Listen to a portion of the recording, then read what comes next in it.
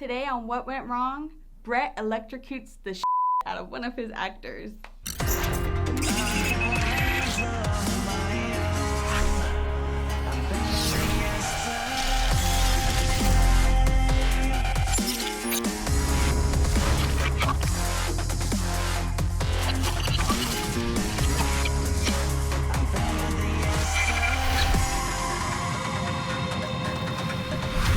Hello and welcome to What Went Wrong, the show that discusses filmmaking with independent filmmakers who made all the mistakes so you don't have to.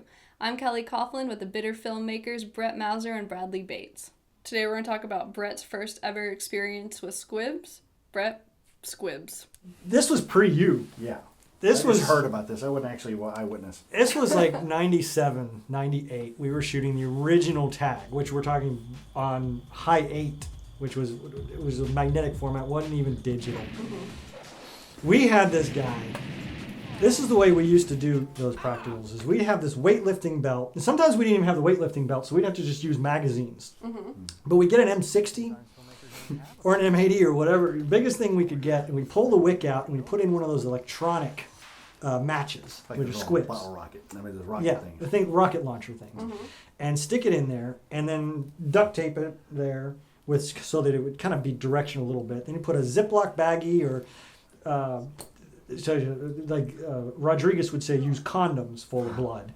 But we were so cheap we couldn't afford the condoms. So we just had to use plastic bags or whatever, filled with blood, put that on top, then run it, and then in this one particular case, we were using speaker wire. Yeah. This speaker wire that ran down to a little 12-volt battery about that big that you get at Walmart, Radio Shack, whatever.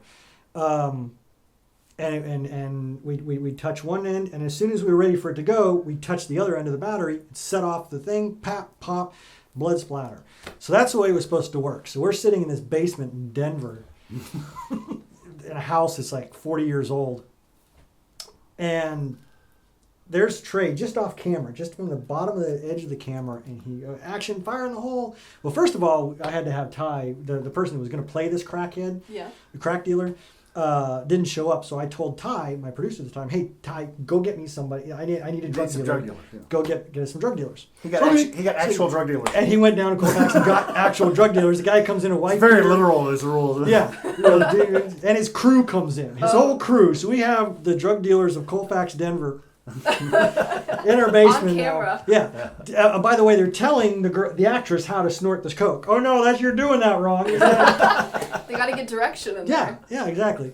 So here he is, gangbanger. He's supposed to reach behind, grab a gun, and shoot, but Ty's supposed to shoot him Make sure first. you give him the fake one, right? These were the fake ones at this point. Yeah. So we go, okay, fire in the hole. Nothing happens. Oh, okay. Well, crap. Okay.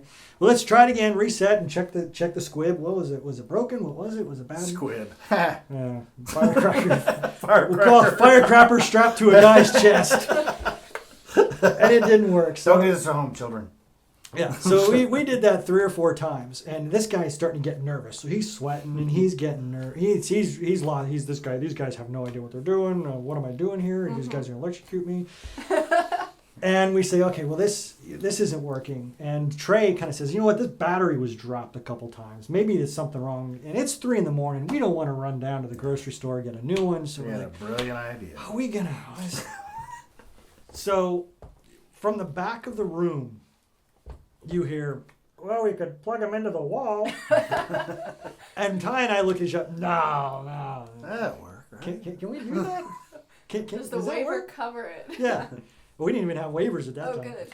So here we are in this building that was built somewhere in the 17th century.